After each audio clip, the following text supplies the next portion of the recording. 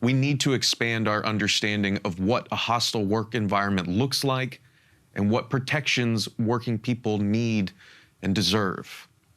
Again, we don't have a unanimously accepted and used definition of workplace bullying, but there are many common features in the various definitions.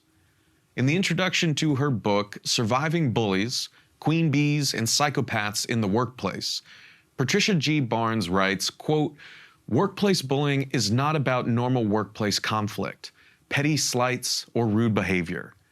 Bullying can be the equivalent of 1,000 pinpricks that result in a mortal wound. It involves systematic and repetitive harassment over a period of time. Typically, it continues until the target is demoted, fired, or forced to quit. Bullying is an intentional abuse of power, usually by a boss, sometimes by a group of mobbing co-workers." End quote. Now, another often cited definition comes from the Workplace Bullying Institute, which is one of the sources that we link to in the show notes. Founded 25 years ago by Doctors Ruth and Gary Namey, the Workplace Bullying Institute is an invaluable resource that everyone should know and support.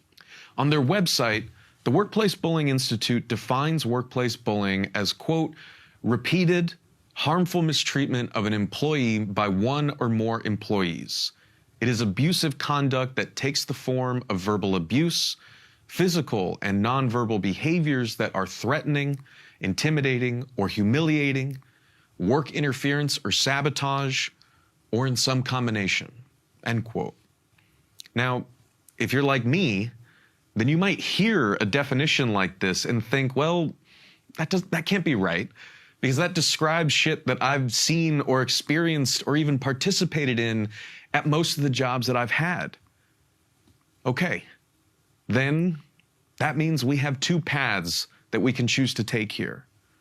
Either, as we are so often encouraged to do, we can accept this as simply the way things are, that this is the best we can do and these types of issues are just a fact of working life, that it's not actually that bad, and that people need to just get over it, get tough, and move on. Or, if this definition of workplace bullying describes circumstances that most of us have witnessed or experienced in different jobs that we've had, then we can sit down together and acknowledge that we've got a really big problem on our hands.